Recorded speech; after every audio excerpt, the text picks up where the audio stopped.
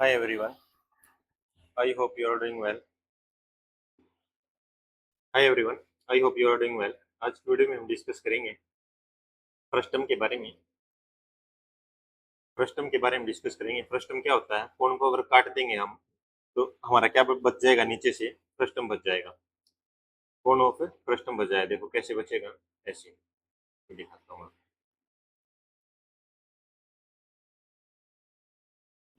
ये हो गया। अगर काट देंगे इसको, अगर हमने यहाँ से काट दिया एक्स एक्सिस के लॉन्ग पैरेलल, तो ये बच जाएगा नीचे का। ऊपर का कितना बचेगा? ऊपर कैसे बच जाएगा? समझ में बात? तो इसमें क्या पूछ रखा है? इससे रिलेटेड हमारे तीन फार्मूले बनते हैं। तीन फार्मूले क्या बनते हैं? एक तो बनता है वॉल्यूम का फार्मूला, एक तो फ्रस्टम ऑफ वॉल्यूम का बनता है, एक क्या बनता है हमारा सीएससी का बनता है, कर्व सरफेस एरिया फ्रस्टम का। एक बनता है हमारा टीएससी। तो इसमें क्या होता है? कोण में आपको पता होगा, कोण क्या होता है? हमारा पिरामिड होता है। और पिरामिड का अगर हम जो वॉल्यूम निकालते हैं वो कैसे निकलता है? 1/3 आधार का क्षेत्रफल। आधार का क्षेत्रफल क्या है? सर्कल है। आधार का एरिया क्या होगा? सर्कल का एरिया, यानी कि पाई आर स्क्वायर होगा। इनटू में क्या होता है हमारा? एच होता है। लेकिन फ्रस्टम में क्या है हमारा? एक रेडियस तो ये है और एक रेडियस क्या हुई? एक रेडियस हमारी ये है। तो इसका फ्रस्टम का जो वॉल्यूम का फॉर्मूला हो क्या बनेगा? 1/3 पाई एच कैपिटल आर का स्क्वायर स्मॉल आर का square plus R into R. ये हमारा किसका फॉर्मूला बन जाएगा भाई? वॉल्यूम का बन जाएगा। सीएससी का क्या फॉर्मूला होता है हमारा? सीएससी का बनेगा हमारा पाई आर एल, पाई आर एल। यानी कि एक बार ये आर लेना है, एक बार ये आर लेना है। अगर कोण का देखें तो सीएससी क्या होता है हमारा? पाई आर एल, क्योंकि इसमें क्या होता है हमारा? सिर्फ एक रेडियस होती है नीचे नीचे वाली। ठीक है, तो इसलिए ये हो जाएगा हमारा। अगर टीएससी दे रखा हो तो क्या होगा भाई? जो सीएससी है, सीएससी प्लस टॉप का एरिया यानी कि इस सर्कल का एरिया और बॉटम का एरिया, यानी कि इस सर्कल का एरिया जुड़ जाएगा इसमें और इस सर्कल का, नीचे वाले सर्कल का एरिया जुड़ जाएगा। तो क्या आ जाएगा हमारा? पाई कैपिटल आर का square plus pi small R का स्क्वायर। पाई कैपिटल आर का स्क्वायर पाई स्मॉल आर का स्क्वायर। ये बन गया हमारा किसका फार्मूला भी? TSA formula. तो ये हमारे तीन फार्मूला थे। इन तीनों फार्मूलों पर जो फर्स्ट ऑफ कोण के क्वेश्चन बनते हैं हमारे, और एसएससी में भी इंपॉर्टेंट है और एचएससी के लिए इंपॉर्टेंट है। तो चलिए शुरू करते हैं। और 15-16 मिनट की मुश्किल से वीडियो होगी। 15-16 मिनट में आपको ये फर्स्ट ऑफ कोण के बारे में सब कुछ समझ में आ जाएगा। तो चलिए शुरू करते हैं। पहले क्वेश्चन में क्या दे रखा? हमें फ्रस्टम दे रखा है और क्या दे रखा फ्रस्टम में भी? एक शंकु के चिन्ह को, एक शंकु के चिन्ह के दोनों सिरों की त्रिज्या है। त्रिज्या क्या है? एक तो 20 है और एक 13 है। तो 20 कौन सी होगी त्रिज्या? नीचे वाली, क्योंकि ये बड़ा सर्कल है नीचे। और 13 कौन सी होगी भाई? ये ऊपर वाली होगी। और इसकी हाइट कितनी दे रखी है भाई? इसकी हाइट दे रखी है हमारी कितनी? 12 दे रखी है। यानी कि एच हमारी क्या होगी भाई? 12 होगी। पूछ क्या रखा है? चिन्ह की अक्षमता पूछ रखी है। तो चिन्ह की अक्षमता यानी कि वॉल्यूम पूछ रखा है। और वॉल्यूम क्या होता है? 1/3 पाई एच कैपिटल आर का स्क्वायर स्मॉल आर का स्क्वायर आर इंटू में आर। तो 1/3 पाई कितना होगा भाई हमारा? 22/7 होगा। एच कितना हमारा? 12 है। और कैपिटल आर का स्क्वायर 400 प्लस में आर का स्क्वायर 169। आर इंटू आर कितना हो जाएगा भाई हमारा? 13×2=26 यानी कि 260 हो जाएगा। तो क्या आएगा हमारा? 9 और 6 और 6 12, 2 1, 2 और 4 6 1, 7 और 1 8, 829। और 3 चौके 12, 1 कट जाएगा यानी कि 22 चौक 88 बटे में 7 इंटू में आ गया हमारा। लेकिन एक और पूछ रखा है इसने, ये तो हमारा आया हंसुर सेंटीमीटर क्यूब में। लेकिन इसने पूछ किसमें रखा हुई? पूछ रखा है इसने लीटर में। तो क्या होता है हमारा? जो 1 लीटर होता है हमारा 1000 सेंटीमीटर क्यूब के बराबर होता है। क्या होता है? 1000 सेंटीमीटर क्यूब के बराबर होता है। तो इसको लीटर में बनाने के लिए किससे डिवाइड कर देंगे? 1000 से डिवाइड कर देंगे। तो अब इसको डिवाइड करोगे, अब डिवाइड करना है, कुछ नहीं रहता इसके साथ। देखो, अगर 7 से इसको मल्टीप्लाई करेंगे, 7 से डिवाइड करते हैं इसको, 7 एकम 7 एक 7 एकम 7 बचे कितने? 5 और 7 8 56। अगर यहाँ पर 6 होता तो पूरा पूरा डिवाइड हो जाता। तो हम अप्रोक्सीमेट में लेंगे। मान लिया हमने यहाँ पर 6 है, 3 कम कर दिया तो 7 8 56 हो जाएगा। अगर पूरा 9 होता तो 118 पॉइंट कुछ कुछ आ जाता, समझ गए ना आप। तो अपना 118 आ गया हमारा पूरा। 118 की 88 गुना करेंगे तो कितना आएगा भाई हमारा? 8 64 4 6 8 1 8 और 6 14 1 8 1 8 और 1 9 4 4 9 तो कितना आ गया? 4 4 8 9 4 13 1 9 और 1 10। तो डिवाइड कर देंगे किससे भाई? 1000 से, यानी कि कितना आ जाएगा भाई? 10.389 हमारा क्या हो जाएगा भाई? राइट आंसर हो जाएगा, यानी कि 10.4 हमारा क्या हो जाएगा भाई? राइट आंसर हो जाएगा। चलिए ये देखो, दूसरे में क्या पूछ रखा है? दूसरे में पूछ रखा है कि 45 सेंटीमीटर ऊंचे एक ठोस लंबवर्तीय शंकु के चिन्ह के दोनों सिरों की त्रिज्याएं हैं। एक शंकु दे रखा है, शंकु नहीं, कोण ऑफ फ्रस्टम दे रखा है, यानी कि चिन्ह दे रखा है, और एक क्या दे रखा है? एक दे रखा है बेलन दे रखा है। तो क्या दे रखा है? इसे आगे बढ़ते हैं। इतना इतना इसकी त्रिज्याएं हैं, इतनी चिन्ह की ऊंचाई है। इस चिन्ह को पिघलाकर लंबवर्तीय बेलन बना दिया जाता है, यानी कि क्या बना दिया भाई? इसका सिलेंडर बना दिया। तो दोनों का वॉल्यूम क्या होगा भाई हमारा? इक्वल होगा, क्योंकि क्या बनाया मैंने? चिन्ह को पिघला कर ही क्या बना दिया? बेलन बना दिया। तो इसमें क्या क्या रेडियस दे रखे भाई? इसकी रेडियस है 7, और नीचे वाली रेडियस हमारी 28। तो 7 और 28 ये रेडियस होगी, और ऊंचाई कितनी दे रखी है इसकी? 45 दे रखी है। लेकिन जो हमारा सिलेंडर है ना, इसकी जो रेडियस और हाइट है वो क्या किस में दे रखी है? रेशियो में दे रखी है। तो रेडियस कितनी हो जाएगी इसकी? 3x, और हाइट कितनी हो जाएगी इसकी? 5x। तो जो कोण है, ये इनके जो फ्रस्टम है, चिन्हक है, इसका क्या वॉल्यूम कितना होता है भाई? 1/3 pi H R square, capital R square small R square, R into में आर। क्या होगा भाई हमारा? और बेलन का कितना होता है, यानी कि सिलेंडर का कितना होता है वॉल्यूम का formula? Pi R square H. तो पाई से तो पाई कैंसिल, 1/3 45, 3 से काटेंगे तो 15 आ गया हमारा, यानी क्या कितना आ जाएगा? 15। तो ये आ गया अभी हमारा यहाँ तक। और आर का स्क्वायर करेंगे, यानी कि 28 का स्क्वायर करेंगे तो 784, और स्मॉल आर का स्क्वायर करेंगे तो 49, और आर इंटू आर करेंगे तो इस 7 का और 28 का कर देंगे तो कितना आ जाएगा भाई हमारा? 7 दूनी 14, 2 यानी कि 196 आ जाएगा। 196 अगर इसमें जोड़ना चाहेंगे तो कितना आ जाएगा हमारा? 4 जोड़ेंगे तो 200, यानी कि 245। तो एक हो गया 245, इसमें जोड़ेंगे 5 और 4 9 8 और 4 12 9 7 और 2 9 और 1 10, यानी कि 1029 आ गया। यानी कि 15 गुना 1029 तो आ गया हमारा किसका रेशियो?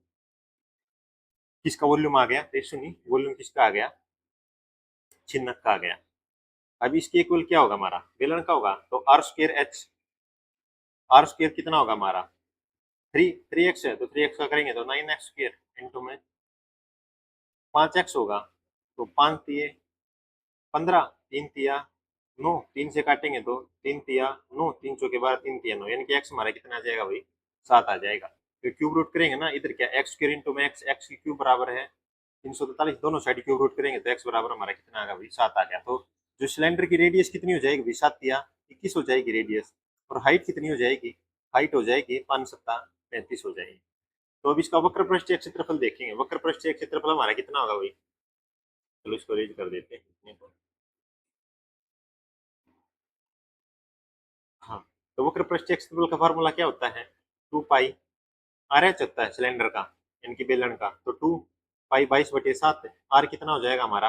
21 हो जाएगा, और एच कितना हो जाएगा हमारा? 35 हो जाएगा सिलेंडर का। तो 7 पंजे 35, 5 दूनी 10, 210 गुणा में 22 करेंगे तो 22 एकम, यानी कि 21 से कर लेंगे 22 की गुणा। 21 दूनी 42, 2 4 21 दूनी 42 और 4 40, 40/20 हमारा राइट आंसर हो जाएगा। आप डायरेक्ट क्या भी देख सकते थे, आप हम डायरेक्ट देख भी सकते थे। जब हमें एक्स की वैल्यू पता चल जाएगी कि एक्स की वैल्यू हमारी कितनी है? 7 है। तो 11 का मल्टीपल देख सकते थे हम डायरेक्ट इस क्वेश्चन में कि 11 का मल्टीपल कौन सा होगा। पहला नहीं था, दूसरा नहीं था, तीसरा है, चौथा नहीं था। तो हमारा राइट आंसर क्या हो जाता? सी हो जाता, अगर हम डायरेक्ट देख सकते।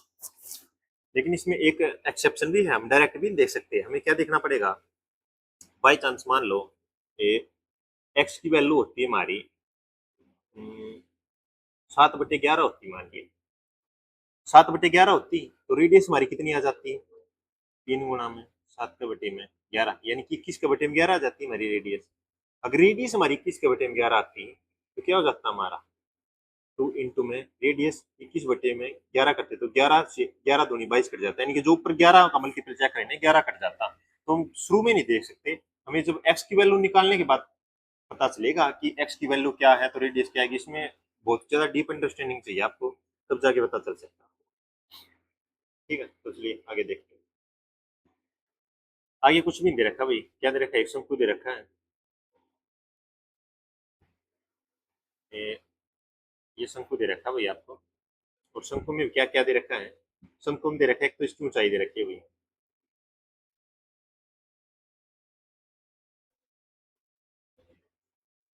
इसकी ऊंचाई दे दी भाई। एक तो ऊंचाई कितनी दे रखी है इसकी, 40 सेंटीमीटर दे रखी है, 40 सेंटीमीटर दे रखी है। और क्या बोल रखा है, यदि शंकु के आधार के समान एक समतल द्वारा ऊपर से एक छोटा शंकु काट दिया जाता है। मान लिया हमने जो नीचे वाला समतल है आधार है उसके समानांतर एक शंकु काट दिया, मान लिया यहाँ से हमने क्या काट दिया भैया, शंकु काट दिया, तो ऊपर वाला एक शंकु बच गया। तो इसकी रेडियस क्या होगी, ऊपर वाले शंकु की रेडियस ये आर होगी, नीचे वाले शंकु की रेडियस क्या होगी, कैपिटल आर होगी। अब आप एक यहाँ से मजेदार कॉन्सेप्ट देखो, क्या देखोगे, देखो इसके नाम रख लेते हैं हमारा ए बी सी डी और ई। देखो ये तो इसमें 90 डिग्री है, इसमें 90 डिग्री है। अगर हम ट्रायंगल लें ए बी सी, तो जो इसमें थीटा है वो पूरी ए डी ई में भी थीटा ही रहेगा एंगल ए। तो एक 90 डिग्री इसमें 90 डिग्री इसमें, अगर इनके दो एंगल सेम हो गए तो तीसरा एंगल अपने आप क्या आ जाएगा, अल्फा अल्फा आ जाएगा, यानी सेम सेम आ जाएगा। तो ए बी सी है जो ए डी ई के क्या होता है, हो गया हमारा सिमिलर हो गया। अगर सिमिलर हो गया तो क्या होगा भाई, थीटा के सामने अगर सिमिलर होते हैं तो भुजाओं का रेशियो क्या होता है हमारा, समान आता है। तो थीटा के सामने स्मॉल आर है और थीटा के सामने बड़े कोण में कैपिटल आर है। अल्फा के सामने छोटे कोण में स्मॉल एच है और बड़े कोण में कैपिटल एच है। तो क्या होगा, हमने यहाँ से क्या देखा कि जो कैपिटल आर से स्मॉल आर का रेशियो है वही रेशियो एच से स्मॉल एच से कैपिटल एच का है। तो हम यहाँ से एक चीज देख सकते हैं, जो रेडियस होगा वो डायरेक्टली प्रोपोर्शनल होगा किसके, हाइट के। अगर सिमिलर हुआ तो इसका मतलब ये हो गया कि मान लिया हाइट 2 बड़ी है हमारी, तो रेडियस भी कितनी हो जाएगी, मल्टीपल में 2 हो जाएगी। समझ गए ना आप ये बात। तो चलो अब इसमें दे क्या रखना है मुझे, तो छोटे शंकु का आयतन बड़े शंकु के आयतन का 1/64 है। तो ये हो गया हमारा वन वॉल्यूम ऑफ स्मॉल कोण वॉल्यूम ऑफ कैपिटल कोण। तो 1/64 है, जो स्मॉल है वो कितना भाई 1 है, 64 का 1/64, यानी कि ये 1 आ गया, ये 64 आ गया। तो जिसकी साइड का रेशियो होगा ना वो डायरेक्टली क्या कर देंगे, क्यूब रूट कर देंगे भाई। क्यूब रूट क्या हो जाएगा हमारा 1/4 हो जाएगा, यानी कि जो साइड है छोटे कोण की का रेशियो जो, यानी कि ये साइड अगर हमारी, ये साइड है जो हमारी, यानी कि जो हमारी ये साइड है यहाँ से यहाँ तक है वो 1 है, और पूरी साइड हमारी कितनी है भाई, पूरी साइड है हमारी 4 है। तो ये नीचे नीचे वाली साइड कितनी बच जाएगी भाई, 3 बच जाएगी। अगर आपको जो सिमिलरिटी का कॉन्सेप्ट आपने पढ़ रखा होगा ना तो ये बात आपको अच्छे समझ में आ जाएगी कि मैंने ये क्या बताया कि रेडियस जो डायरेक्टली प्रोपोर्शनल होगी हाइट के। वरना आप इसको बेसिक से कर सकते हो, बेसिक से क्या करोगे, पहले तो आप इसे समझो। तो ये कितना हो जाएगा हमारा 3 हो जाएगा, ये कितना हो गया हमारा 1, यानी कि 3 और 1 4, पूरी 4 है, और 4 का रेस्ट वैल्यू कितनी दे रखी है, 40 सेंटीमीटर दे रखी है। पूछ किसकी रखी है हमसे, 3 की। तो कितनी आ जाएगी हमारी 30 सेंटीमीटर। 30 सेंटीमीटर हमारा क्या हो जाएगा भाई, राइट आंसर हो जाएगा। वरना आप इसको बेसिक तरीके से भी कर सकते हो। बेसिक तरीका क्या होगा, छोटे कोण का वॉल्यूम लिखो और फिर मान लिया छोटे कोण का वॉल्यूम लिख दिया ऊपर, नीचे लिख दिया बड़े कोण का वॉल्यूम का फॉर्मूला, और फिर रेशियो लिख दिया। फिर वहां से आपका आर आ जाएगा, रेडियस आ जाएगी, रेडियस की कुछ कुछ वैल्यू होगी, फिर रेडियस की वैल्यू छोटे कोण वाले में फॉर्मूले में रख देंगे। तो ऐसे जाकर आपका बहुत लंबा प्रोसीजर हो जाएगा। इसके लिए आपको क्या सिमिलरिटी समझ में आनी चाहिए, आपको ज्योमेट्री पढ़ी होनी चाहिए, वरना आपको लॉन्ग मेथड से ही जाना पड़ेगा। आई होप आपको वीडियो पसंद आई होगी। 3 क्वेश्चन थे, 3 क्वेश्चन में मैंने पूरा जो आपका फर्स्ट टर्म है ये कवर करने की कोशिश करी है। आई होप आपको वीडियो पसंद आई होगी। अगर पसंद आई है तो वीडियो को लाइक करें, शेयर करें, सब्सक्राइब करें, और मिलते हैं जल्द एक नई वीडियो के साथ, एक नए कॉन्सेप्ट के साथ। तब तक के लिए बाय बाय।